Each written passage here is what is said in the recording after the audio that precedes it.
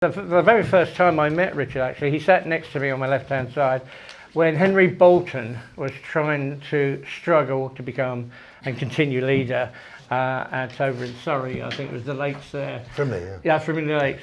And there was this guy sitting next to me who was giving a lot of that, with Henry Bolton. Did I realise that one day I'll be sitting next to the leader of UKIP, which I am. He's a great guy. He talks the talk, and if you've seen any of his videos on YouTube or ukip.org, watch them. They're great. He can counteract anything that's said. Over to you, Richard. Thank you very much, Gary. I'm going to stand up. Why not? First of all, thank you all for being here. Thank you for being good kippers. Kippers are the best people, the most interesting people in this country. Always open-minded, always independent thinkers, always ready to talk about politics and everything else besides. So thank you for being in this great party. And the reason why I have optimism about the party is because of the fantastic people. The kippers who've stayed in UKIP over the last few months, we've had a few people leave, but of course the good news is the ones who stayed are the best ones. And everybody knows from biology and zoology that when you have a cull, it only makes the breed stronger and fitter and readier to fight and survive the next onslaught and go on to even greater things in the future. This party has achieved an incredible thing, a revolution. I never thought it could happen. I have been working for it and voting for it really my whole adult life. It was always obvious to me that a kind of Soviet bloc for Western Europe was insanity. Even as a teenager, I began to realize that. And so I've never voted Labour or Tory. I've always been a UK independence supporter. In the 90s, I did some work for the Referendum Party, I did some sort of pilot, just ideas for adverts that they might run for the 97 election. One of them I'll tell you about. We had in the lavatory at home, we had an old etching of Napoleon in the woods with his hand in his chest and his tricorn hat. And I had a French exchange, very posh, when I was a teenager. And he complained that Napoleon was in the lavatory and could he be moved? And so for a period, Napoleon was put in the hallway at home. So I was familiar with this wonderful etching. And I copied that, and I also copied a little old black and white picture of Adolf Hitler when he was, I think, in the mid-20s, when he was a member of the German government before he was the chancellor and so on. And he was wearing a mac. And with Napoleon, I made his tricorn blue, and I gave him, instead of a plume, which he had there in Photoshop, I gave him a little circle of yellow stars. And then with Hitler, I made his moustache and his hair blue in Photoshop, and I gave him a halo of yellow stars, obviously. And then on the third panel, it said, European Union, at least the last people who tried it could be reasoned with. Okay, and anyway, apparently Jimmy Goldsmith loved this advert. He didn't run it, strangely. He decided probably it was slightly outside the window of what they could get away with back in 1997. But apparently he was tickled by it and he loved it. But anyway, that's an old story. But after Jimmy Goldsmith sadly died, I then started voting UKIP, of course, because UKIP was the next most obvious anti-imperialist party. And so I've been an anti-imperialist that long. In 2015, my wife said to me, why don't you stop shouting at the radio and go and do something? And I thought, well, all right then. So I called up, I sent a message to my local UKIP branch, joined up. And I didn't hear anything for about a month, which I think is fairly standard. And then I heard there was a meeting. So I turned up at the meeting, and the local chairman in West London there, very nice man called Jack Bovell, and he's got some interesting ideas about all kinds of things. But one of the things that he wanted to do, push to be a UKIP policy, was a tax on property.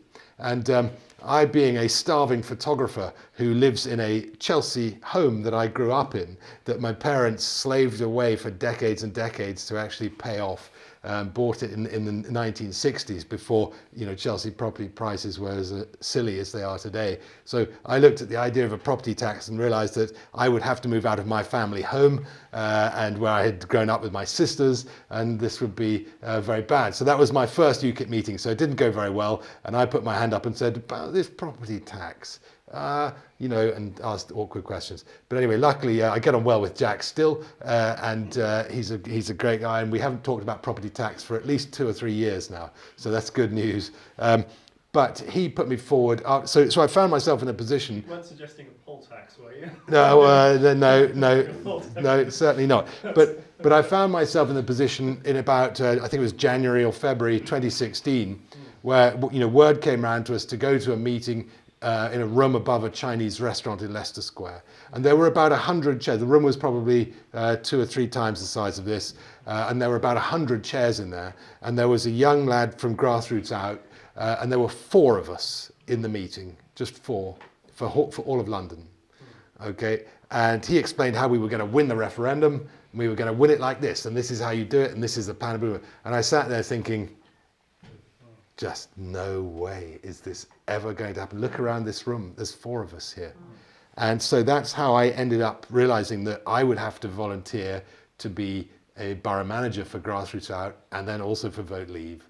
And I fought really hard for my borough, and my borough was the 2nd highest Leave vote in central London boroughs. Not saying much, 31.3%, but I was thrilled with that, especially because my MP, Greg Hands, had said that this borough was the most Europhile borough in the country.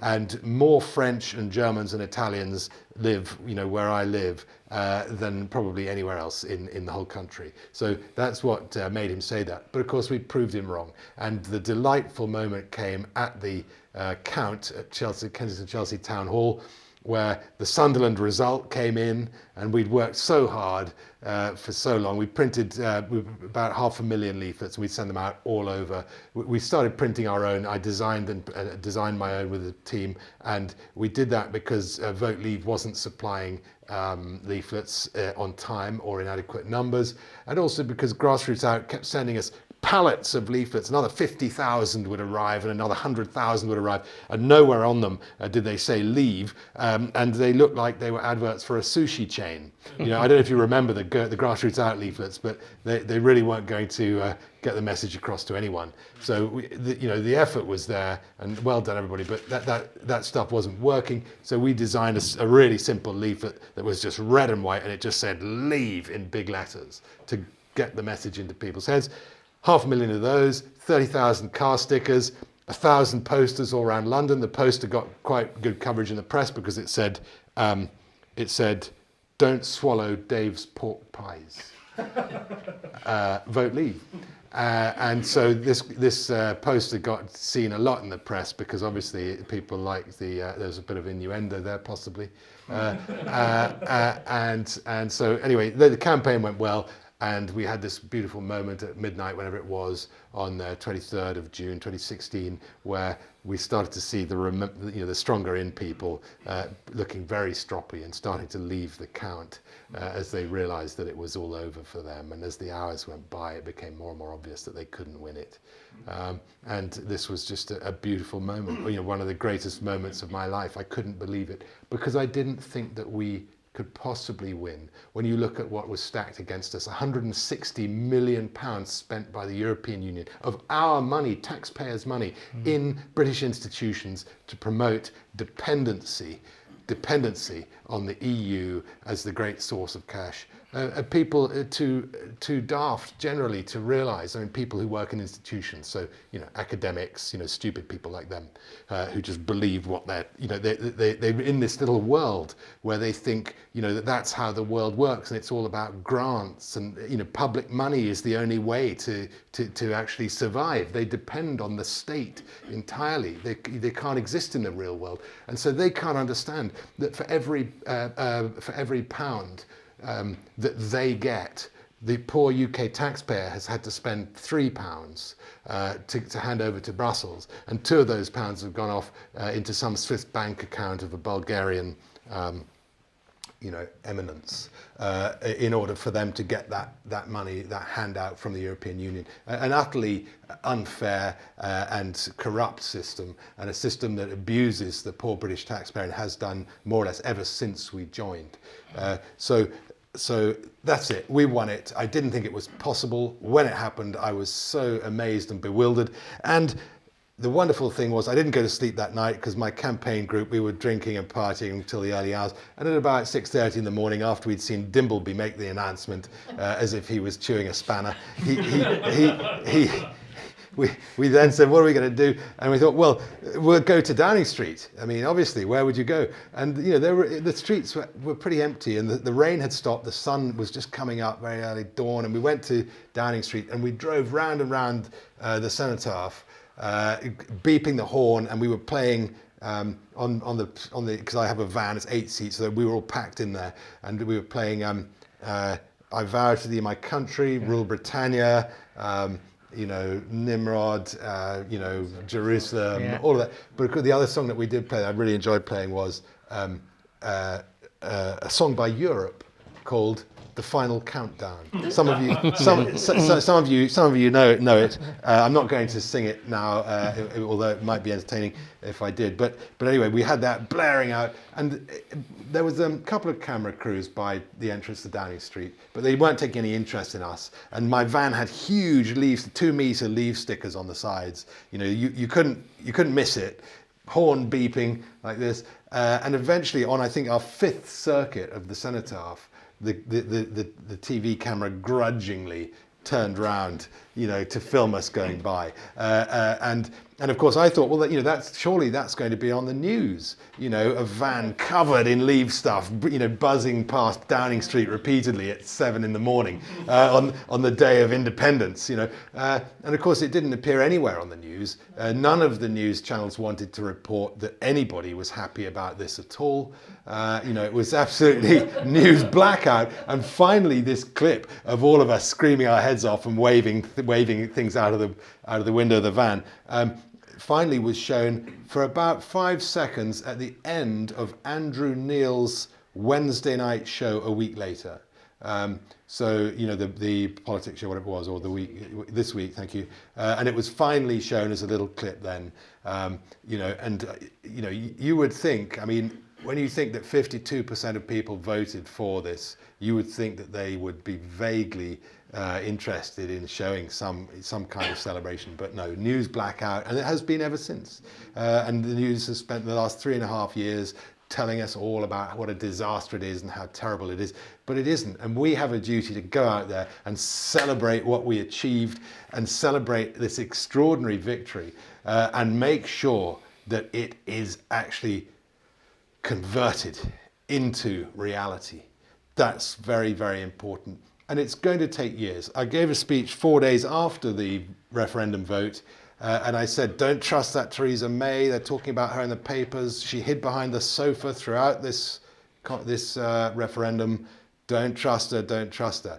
And I was right. She became Prime Minister. She spent 3 years trying to stop Brexit happening by every possible means, and that game continues. And of course, the Tories, the most pro-EU party in this country, it remains to this day the most pro-EU party in this country. And that's why this discussion earlier about Boris Johnson is important, because there is a very high likelihood that what Boris is really doing is what I've labelled fake Tory Brexit 2. We've seen fake Tory Brexit 1. Okay, it looks like this. Brexit means Brexit. On the 29th of March 2019, this country will leave the European Union, over and over and over and over. And they say it and say it and say it.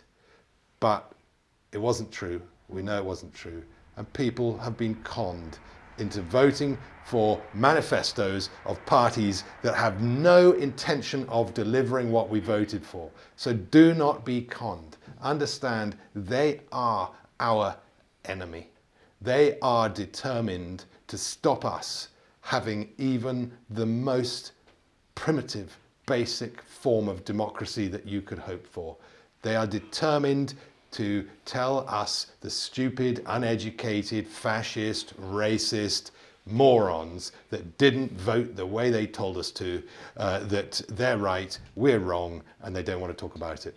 Don't stand for it. Keep fighting for this. Keep fighting for this great party. This is the party that actually achieved it. We've had 30, 40 years of Tory Euroscepticism. Wonderful figures like Redwood and Lilly There have been many great, Bill Cash, there have been many great Tory Eurosceptics, and all of their efforts were fighting and talking so hard over so many decades culminated in this beautiful moment in 2009, whenever it was, where a British government signed the Treaty of Lisbon.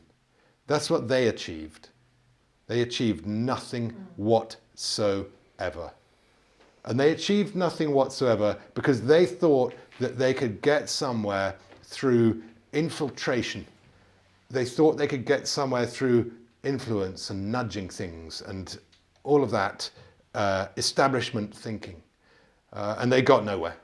And UKIP actually got us to that referendum, actually partly by luck, but mainly through hard graft, through fighting elections, through getting 5% of the vote, getting 8% of the vote, getting 12% of the vote.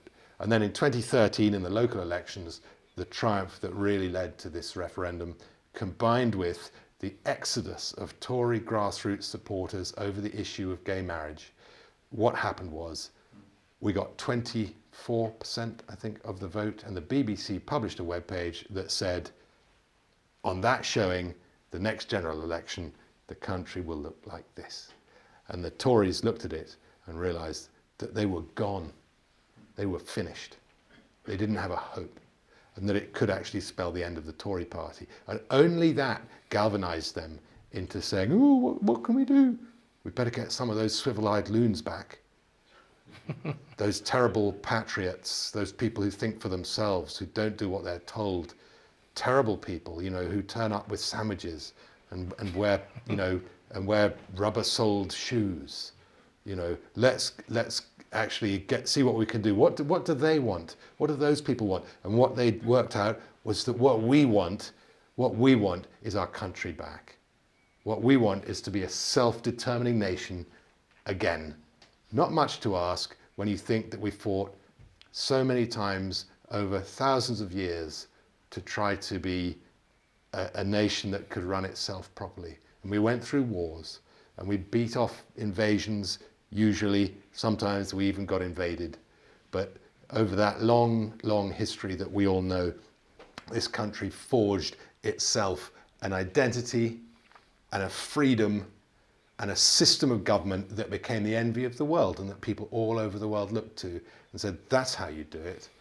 Look at the way they organize themselves. Look at the way they run their country. That is an example to us all. We all need to take note of it. And we need to return to that because we've lost it. We've lost the most important thing that this country ever had, which is our freedom and our self-determination. And it's gone because for generations, for the last 40, 50 years, politicians in this country have been so cowardly, so spineless, so ill-informed, and so venal. They've taken the coin, they've taken the bribes, and they've listened to their pals, and they haven't had the guts to stand up for the one thing that we should be standing up for. And UKIP has stood up for it, and we did get that referendum promised in 2013, don't forget, because of those local election results, and we did get there. So we mustn't let that slide. We should be proud. We should sing out about our great victory and how wonderful it's going to be free again. And also, don't forget, that means economically. Don't believe the doom and gloom. Remind people that we have a much better future outside. Per capita, GDP growth on average in the post-war period up to 1972 was 2.9%. Reasonably healthy, and people's lives were getting better. Each person, each year, was doing a bit better, feeling a bit better off, a little bit more prosperous. From 72 until today, the average GDP per capita growth has been 1.7%. Still growing. You know, people, by and large, have been getting better off, supposedly, but more than 1% less. In other words, we sacrificed some real opportunity, some growth, some advantage, some personal betterment. We sacrificed it when we joined this insane system of centralized bureaucracy. and we will be better off when we leave. That growth will come back. We will be able to trade with the whole world, and it will be a very, very exciting time. And it's going to be such a joy to hear all these economists going on the TV and the radio saying, well, of course, this isn't what we predicted according to the theories, but it is very interesting that blah, blah, blah, blah, blah. And they will never be held to account for what they said 3 years ago and 4 years ago when they said, oh, doom, we're doomed, we're doomed. Okay, they'll never be held to account for that because that's what economists are like. They exist to make astrologers look accurate. And so they'll get away with it. But it doesn't matter because we'll be better off. So this is absolutely crucial that we deliver this. We've got to keep fighting. And after the 31st of October this year, if we haven't really left, we're going to have to start fighting really hard again. If we have left, we're going to have to fight even harder because Sir Nick Clegg and all of the associated remorons who are so determined to crash this country and have failed in their efforts to do so are going to keep fighting. And they're going to keep telling us that, no, it's all marvellous to be governed by people that we don't vote for, the lawmakers appointed, the parliament just a sort of rubber stamping house that doesn't really influence or think or debate or do anything. And the laws passed to us without our parliament even having the power or the intelligence to reject them. And that will carry on and they'll take us back in. And they'll take us back into this disaster. So keep the faith for UKIP, keep fighting, because this fight, plan it. We've got another 5-10 years to really get free. I was mentioning that I gave a speech on the 28th of June 2016, 4 days after the referendum. In that speech, I said, this isn't the end, nor the beginning of the end, but the end of the beginning. The referendum was a skirmish, the first skirmish. And I reckoned that it was 10 years, that it would take us 10 years. So let's do it. Be really, really keen, energetic, stand up for yourself, do not be bullied. Talk to everybody you can about how excited you are that Brexit's coming, how wonderful it's going to be. Change the tune. Let them look at you like you're a loony if you want. That's fine. They can do that. But we won, and we're going to have it. I'm going to come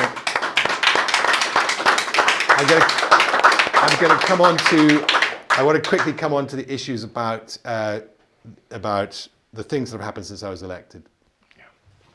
I'm going to try to talk about this very quickly. I was encouraged during the leadership to increase the bataniness of my advertisement in the Independence magazine by Piers Warhope of the NEC, who's a very nice chap. And I did increase the bataniness of it, and I made it really batantastic. And so that was fine. I understood that that was a perfectly sensible thing to do. I'm a fan of Gerard. He's made mistakes. We all have. He's not perfect. You know, he can be a bit grumpy and gruff sometimes. But I will say this about him. He is someone who doesn't lie for anyone, who thinks deep and hard about things, and who sticks by his guns. He's been in the party 27 years.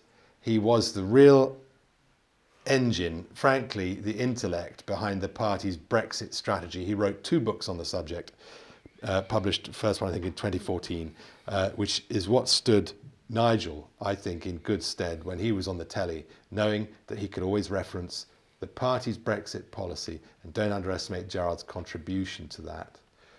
He was MEP for 15 years, he was Brexit spokesman, and in 2018, when Henry Bolton had attempted what's called in the aero investigation industry CFIT, which means controlled flight into terrain, which is how they describe a certain class of air accident. Henry Bolton had more or less finished this party off, and Gerard stepped in. He was damned if he was going to see UKIP, this great party that has achieved so much, simply switched off. And he knew what the risks were. He knew that UKIP needs to exist because we're not out yet. After all of this, we're just as much, in fact more, in the EU today than we were in June 2016. We've signed additional agreements in military, PESCO, all of that, a defence union, European Defence Union, that are very far-reaching and very broad. And that's what Theresa May's Florence speech, was it a Florence speech? Was all about. She mentioned security, I think, 18 times during that speech. And that was a message to our friends in Brussels. Don't worry, you can have our military, you can have our intelligence services, you can essentially have our law and order legal system. That's all fine. Security, you can have it all. That was her message to them. And she took us deeper and deeper in with these PESCO agreements. We've signed seven letters, I think, on permanent structured coordination. It's a brilliant bit of euphemism to try and hide from people what they're really doing. Can you say that again? I'm going to write that down. Yeah, PESCO is the PESCO is the permanent structured cooperation, and that is a scheme that the EU have dreamt up to produce an EU army as usual by stealth, by saying no, it's just a nice mutual agreement. You know, it doesn't mean anything, and it's full of all that typical bureaucratic language. So the point is that Gerard is an elder statesman of the party, and I think he deserves my respect. I think he deserves your respect. And he may have made mistakes. There may be people here who think he made some serious mistakes during his 1 year of leadership. But he had a very difficult problem to solve, and he also had seen Nigel not be elected to Parliament 7 times in a row. And I think that he also took a strategic view that the party needed to appeal beyond the sort of middle of the road Tory Leave voter, and that it needed to actually develop more of a working class appeal and attack Labour. And I think that was part of his strategic thinking. And I still think that there's a lot to be said for that. And certainly if you look at how we've done up in the north of England this year, we had a councillor elected in Sunderland this year on 42% of the vote. This year, 2019. So it can be done. We do need to attack Labour. We do need to go beyond the areas we're in. Obviously, where we live, we need to push that. We need to get UKIP back into people's minds.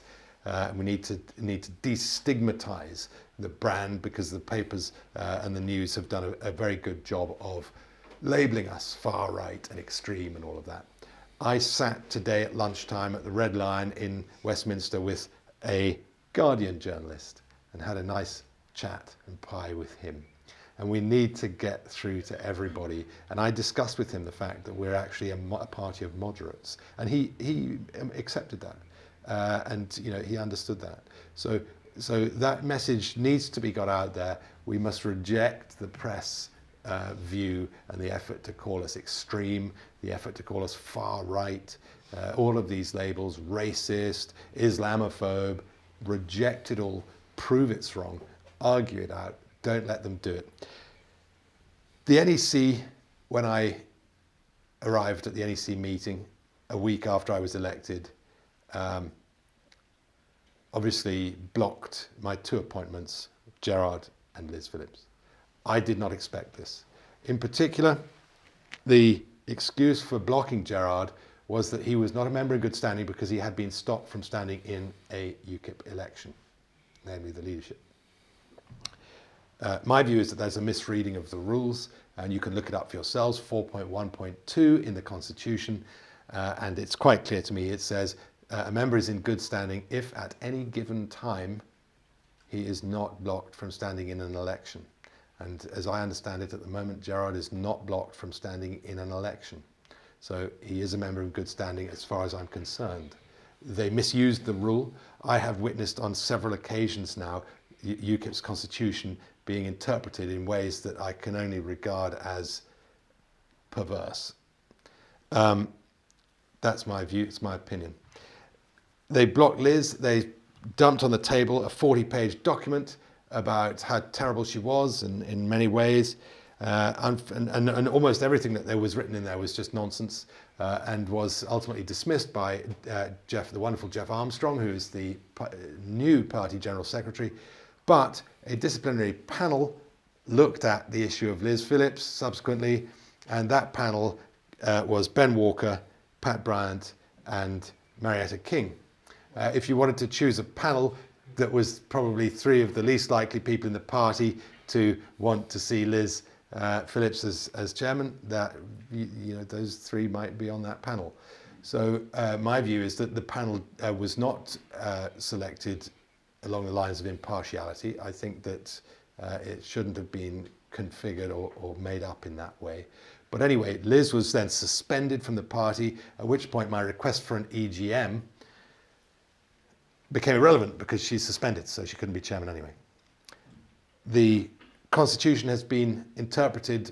It says if the leader and the NEC cannot agree on the appointment of a chairman, then the leader may request an EGM on the matter. The party secretary interpreted that as meaning that the NEC can tell the leader that he can't have an EGM.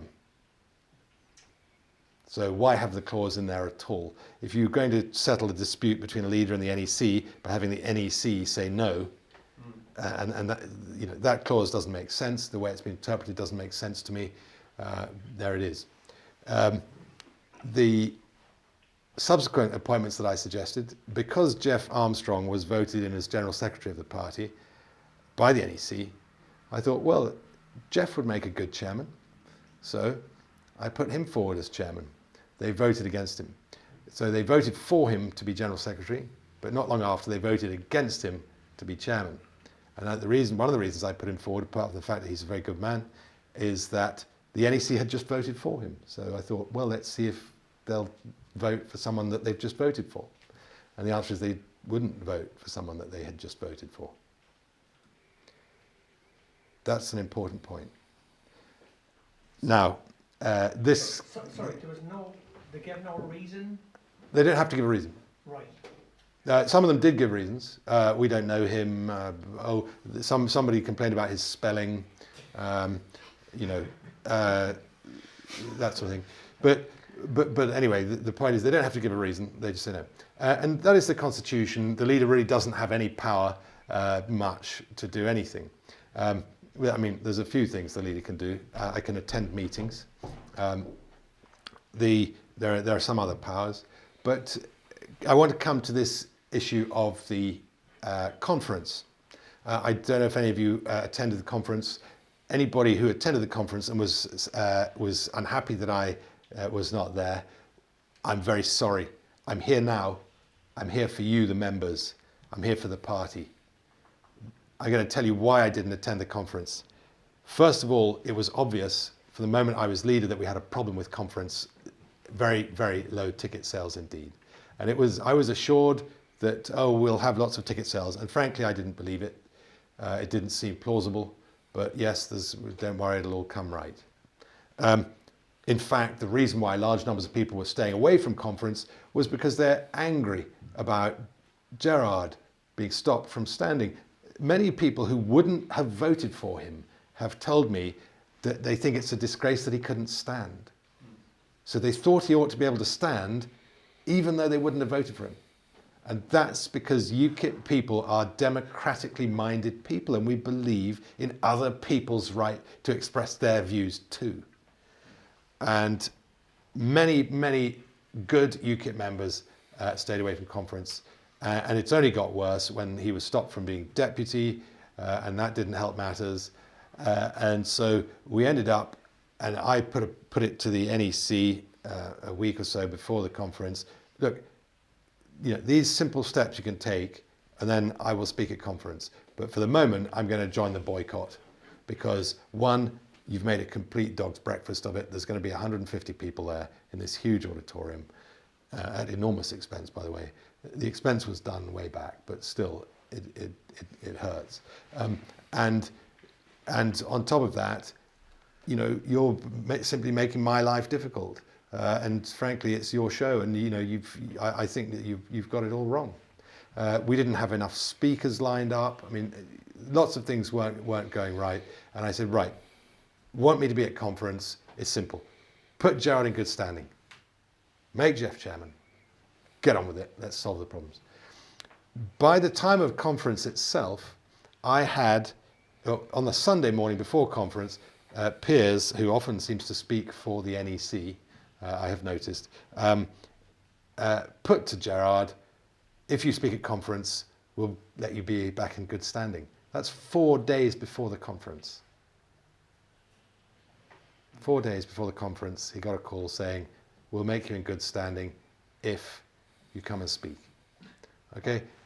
Now, after what's happened, I think you can understand that Gerard, I think anybody who knows Gerard would know his reaction to that. Because it's just, frankly, yet another insult. And the NEC and the chairman just trying to get out of an absolute mess that they've made for themselves by making the wrong decisions, in my view, that is. So Gerard said, no, go away.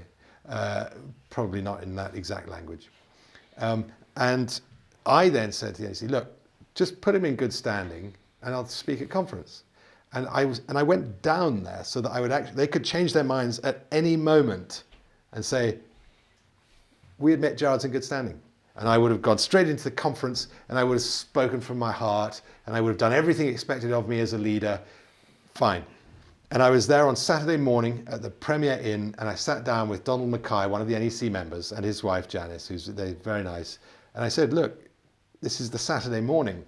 I can come into the conference at lunchtime today and make my speech and everything will be fine. All you need to do is speak to the chairman, ask the NEC to take this simple step of letting someone who saved the party, who's given 27 years of his life to it, just be a normal member. That's it. It's not a big price to pay. Just admit it, that he is a normal member of the party. Nothing. Nothing. Not a peep from the phone, not a text, nothing. And so the problem is that it's clear now that my relationship with the NEC is very awkward. I'm really looking forward to these NEC elections that are coming up. I'm really hoping that there's going to be people on the NEC that at least understand my point of view, that Gerard is not the devil, and that some of the trials and tribulations the party has been through may have been down to mistakes, may not have been, but either way, we're getting over them and we'll get past them, and we're a strong party and we've got lots of fantastic members who are committed to the party and who often understand both sides of that argument, and the great majority of whom, when I go to meetings and branches, say, actually, yes, it's okay to defend Gerard, it's okay to say we won't have Tommy in the party, it's okay to say Tommy did something very valuable when he went on Newsnight in 2011 and talked about the gang rape of English, British children, Sikh children as well, generally by a particular group of people, and this needed to be aired and it needed to be talked about, and it took great courage to do so. And I'm prepared to do that, and it's a very balanced point of view, and I find that the majority of people agree with that and understand that it isn't going to make us the Tommy party. We don't have to talk about him coming into the party. It's not going to happen. We've got rules that stop it, and that's going to be fine. We're all going to grow up and move on. There are people on the fringes of this, some who are fanatical about getting him into the party. Sometimes it seems like a messianic cult. There are people on the other fringes who are obsessed with I suppose, obsessed with those people. They're obsessed about anti-Tommy. And they really are fanatical, some of them. So that's the problem I've got. There's this large group of people in the middle who are intelligent, adult, who can see that there have been problems, who understand that we can get over them if we talk about the right things and if we get back to getting our message right. And what I'm hoping is that central group of moderate-minded, intelligent people are going to be enough to take this party forwards and put all of that behind us. So that's why I didn't go to the conference. Right up to the last minute, I was hoping that the NEC would change their minds and do what I think is the right thing. There were many people who boycotted the conference, and for those who boycotted the conference, I didn't want to turn up there and make them feel that they had shown solidarity with a boycott and that I hadn't. There's one particular person, who I like, a young kipper who lives in China and flew over from China for the conference.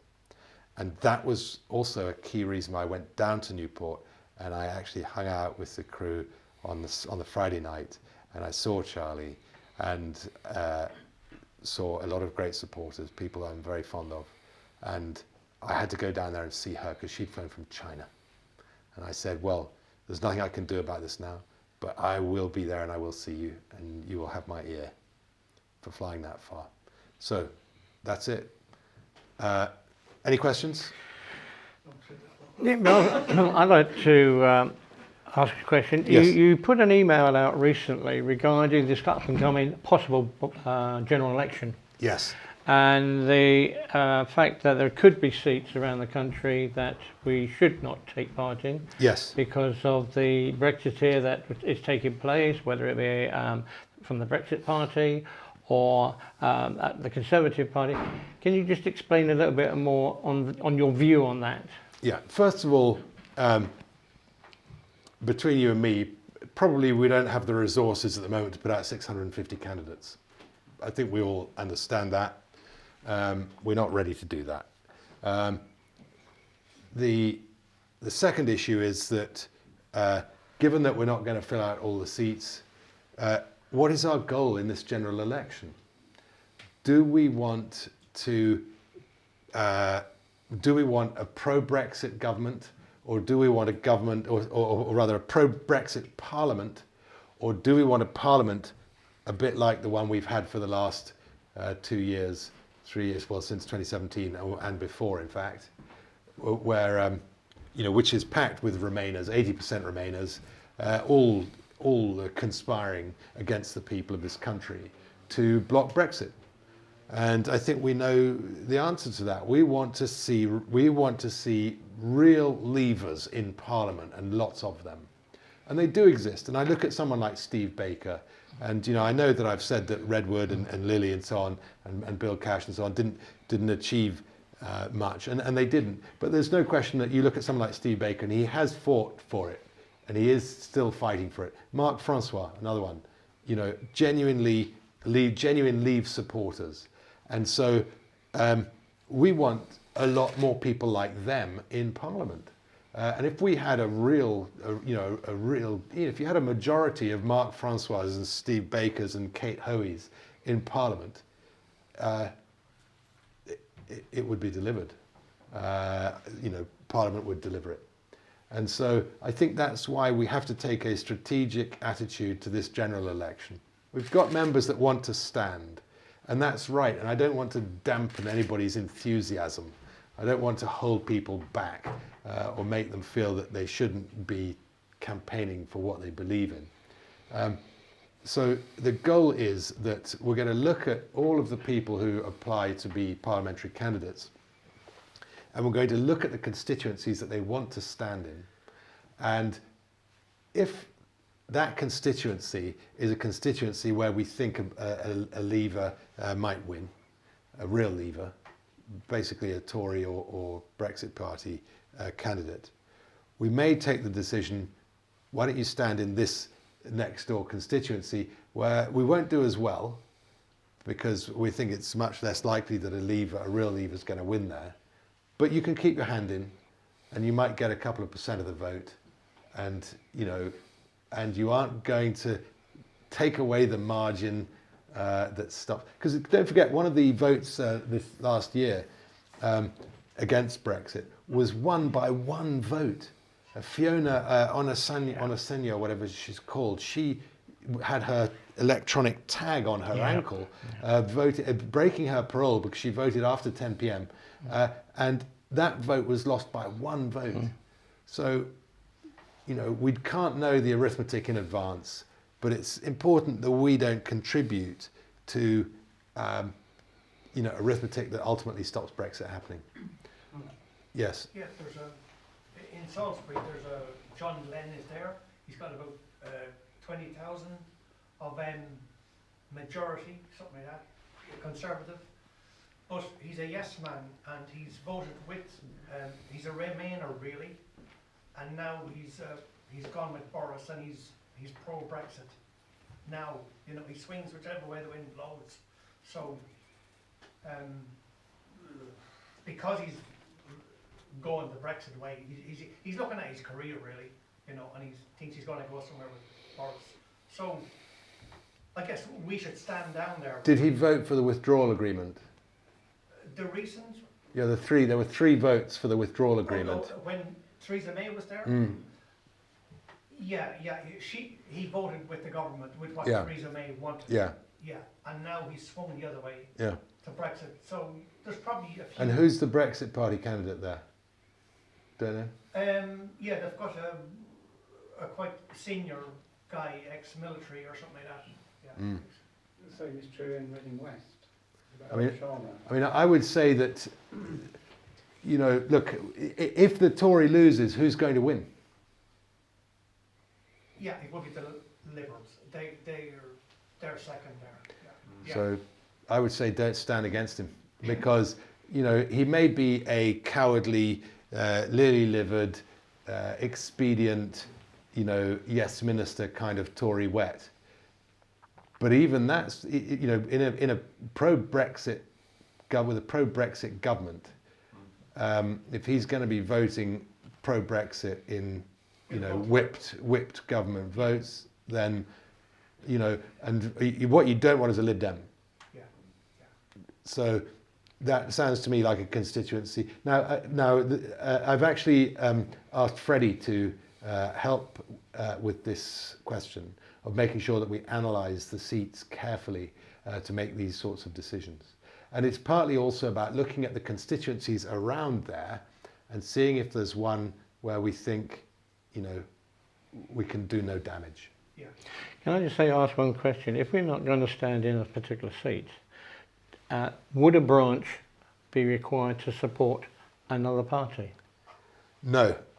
Standing down is as much as we should do for any other party. I know that, well, Kirsten, our chairman, sent a message out a few months ago saying to people that it was okay to support the Brexit Party. I think that's probably the single biggest reason for the exodus of members from this party in the last 6 months. And that's still going on.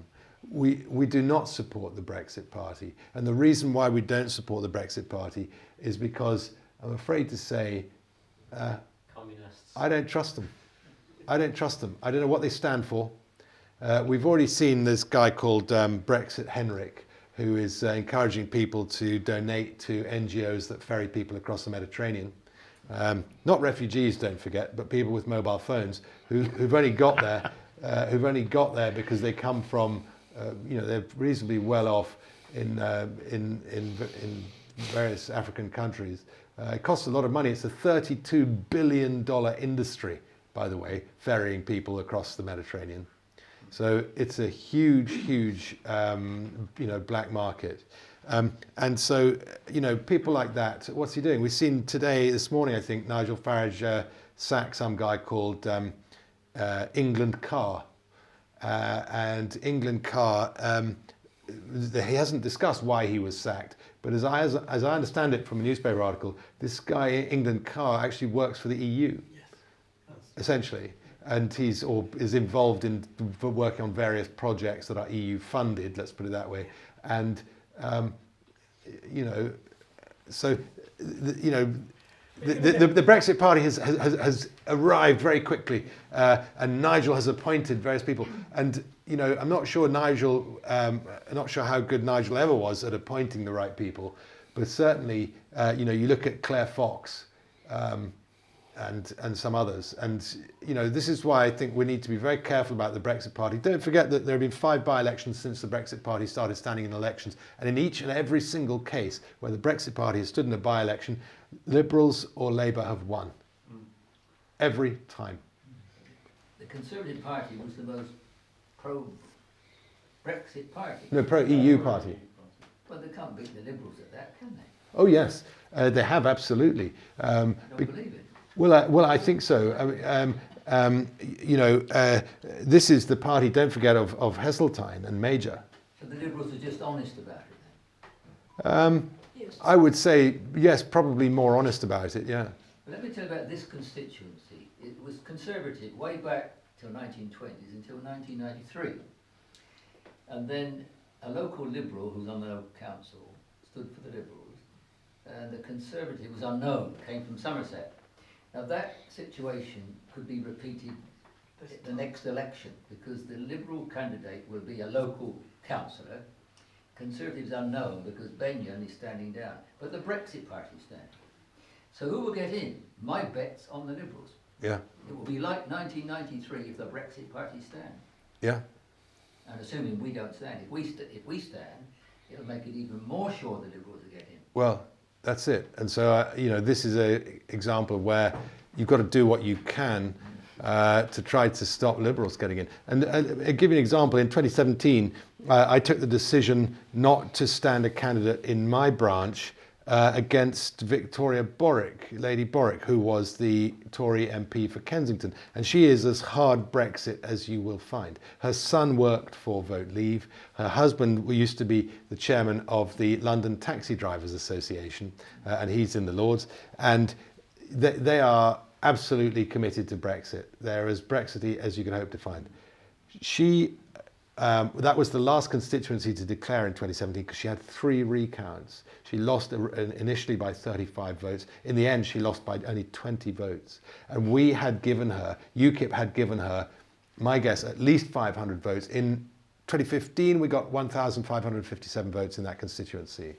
And by not standing, admittedly, 2017 things were very different, but you know, it might have been as many as 500 votes. So we got her within a whisker of retaining her seat, and if she had retained her seat, then that vote when Fiona Onasanya broke her parole and got the Remainers over by 1 vote would have gone the other way. So, you know, it can be that fine, that close, and that's why I think you're absolutely right that you need to give the Brexit candidates every chance where you think one of them could get in. Right, I'm going. I've just got one. Oh, you're going to have one more? Yeah. Yes, go ahead. I'm quite concerned about what Brexit will look like if it happens. We've talked about giving it to the Conservatives to deliver. But I've got this, we're all wanting Brexit to be delivered, but we're losing sight of what it will be once it's actually been delivered and what sort of country we want as a Brexit Britain. I'm concerned that the big money men, once they've accepted that we're leaving, will actually just reconfigure everything to their own ends. For instance, I can see continued very large-scale immigration coming in, cheap labour coming in, not from the EU, but coming in from somewhere else. Yeah. I can see all sorts of trade deals being set up across the world, which may be quite irresponsible in terms of environment or whatever. Yeah. And that is beginning to worry me. And I think if UKIP is going to largely stick with these sorts of ethoses in here, it has an enormous part to play in shaping.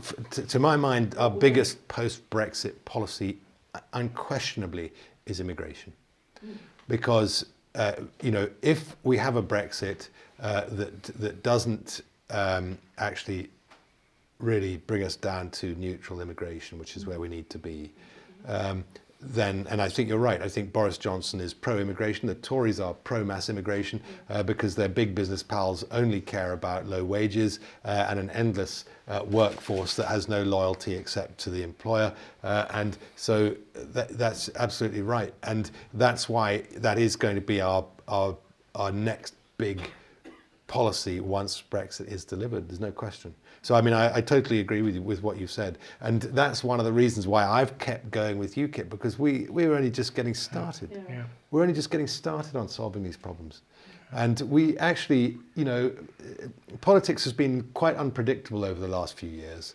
and some extraordinary things have happened, but the rebirth of UKIP and UKIP starting to drive the agenda again and make a real nuisance of itself again, like we did in that wonderful 5 years from sort of 2010 through to 2015, 2016. That can happen again just like that if we get it right, and if we're all committed, and if we start to persuade people that we've got a point and that we can get there again. We know that how to do it. We've done it before. I think that point is why Gerald's is aiming at the Labour Party, which is right Yeah, as well. absolutely. The other thing is, I've spoken to a few Remainers, and they think, I mean, the word means remain. So how many Remainers think we're going to go back to how we were in 2016? Yeah. We're not, are we? No. It's going to be absolutely different in 10 years' time. Yeah. What kind of Remain do you want? Do you want the Remain where we lose the monarchy, we lose the pound, We lose the army. we have centralised tax, we lose our military, we have centralised tax, for, Brussels directly setting taxes. What kind of Remain do people want? Is that what they voted for? And I think that's never, I haven't seen that in the press or anywhere. No, of course not. And I just think that's a really good, that's a crack in the Remainers army. Yeah. Because they always say Remain as if nothing's going to It's change. a status quo, yeah. And most Remainer, and the Labour MP from Vauxhall, who you mentioned tonight, Kate Hoey. Hoey, she was on Spiked Yeah. recently, and that is just a general, it's quite long, I think it'd get on for an hour, but it was just a really good sort of background to the whole thing. And the whole thing about Remainers is they've led a very comfortable life for 40 years where they've always managed to get things, what they want, done. They've never planned for something and it's changed. It's because the majority of the Welsh people oppose one, but Actually, my view is that many of them are worse off than they would have been, but they just don't know it. Yeah. There's no way of judging whether membership of this inefficient, rule-bound bureaucracy has actually made them better off or worse off. They don't have that, because it's all about, do you have the imagination to envisage a different and better world? It's been a comfort zone, and from what I see from America, it doesn't matter how good or bad it is, as long as you're in the comfort zone, we're all together, and we all agree, even if it's right or wrong, well, even if it's wrong, it doesn't matter, we just have to be in the comfort zone, and no one is allowed to escape. No. And so by saying remain, you're just reinforcing that nothing is going to change. Well, I think we need to draw attention to this. When you talk to Remainers, ask them, if someone says, I'm Remainer, or they say, Brexit's terrible. You say, well, are you a hard Remainer, or a soft Remainer, or a no country person? Yes. No borders, no country, no borders. Those are the three main types of Remainer, aren't they? And so let's throw it back at them, because we get that language. Oh, no deal. Oh, you're hard. You're a Brextremist and all that sort of stuff. But we don't throw it back at them enough, and we need to. We need to start holding them to account and actually talk to them about the absolute garbage that they have in their heads about what kind of world they want to move to. And by the way, one of the most important things that you can do to achieve that is to show people on your phone footage of what's happening in Paris. Absolutely. Because there are still so many people. I mean, we're all UKIP. We're all red-pilled. We're all the enlightened. But out there are loads of people who simply don't know, because the BBC and our news refuse to report on it. And there's a D notice. The government's told them they're allowed to report on it, but they haven't seen what's happening in Paris. They haven't seen what's happening in France, and they need to see that, because that's the great, wonderful utopian bloc that they want to be a part of. Yeah. Germany isn't quite as visible, but it's still going downhill. Yeah. Amazingly bad. Well, it's in recession is the first One problem. video by the Durand where they slate Merkel. It's just a joy to watch. Yeah. And they've got Deutsche Bank, which is teetering for years. And it's like, if we're in the euro and Deutsche Bank, even if you aren't in the euro, it's going to be bad. Yeah. And if we're in the euro, it's going to be, disaster. Yeah. So. Yeah. 50 trillion of exposure to financial instruments. Yeah. If things go wrong, that can get very ugly. We may have to bail out the euro then. You can't bail out 50 trillion. You can't bail out 50 trillion. If that all goes wrong, there isn't going to be a bailout. I don't even think the Americans could do that, to be honest. So, Well, they just borrow more. but we don't want this to happen, and it's important. And the whole point about UKIP's effort to dismantle this terrible empire built on sand is that a careful dismantling. It's like bomb disposal. A bomb disposal expert goes in and knows which wires to cut, and how to take out the detonator without causing sparks, and and so on. And what we are trying to do is dismantle this terrible Soviet-style system without the great collapse that we're talking about and that we're worried about. And that's, to be honest, what we've always been trying to do. We've been dragged along into this superstate, and our government has been too weak over too long a period Having free to trade stop them. without the bomb in the room, they needing to be there at all. That's it. Right, So- right. Okay, there, gentlemen. Thank you very much. Do you want any more questions? No, I'm not going to ask any more questions. I'm just going to finish off here because we usually finish this room about 9:30, so we've got 5 minutes. Well, And there might be some, probably say that. yeah, there might be some conversation that individuals might like to have a chat with Richard. Yeah. Um, Are we going to a pub? Well, we can do, I suppose. I mean, there will be a couple that go to pubs. I'm one of those with a wife that says be home at certain times. Quite right. Yeah. Yeah. But we have got something for you. I think whether you got it under the table, she says. I think it's a pork pie. All right, yeah. Richard, we do thank you for coming all the way out. You're very kind. to Thank you West very Berkshire. much. Fantastic. And I think Look at that. your Lovely. appreciation, please. Thank you very much. Thank you. Coming here. Well Thank you. done. Thanks a lot. Thank you very much indeed. My pleasure. And I hope when the video comes out on YouTube and .org and everything else, that the general public across the whole of the UK will get to listen to Richard, not only tonight, but what he has planned for the future. Thank you, Richard, indeed. Well done. Thank you. Thank you. Thank you. Thank you.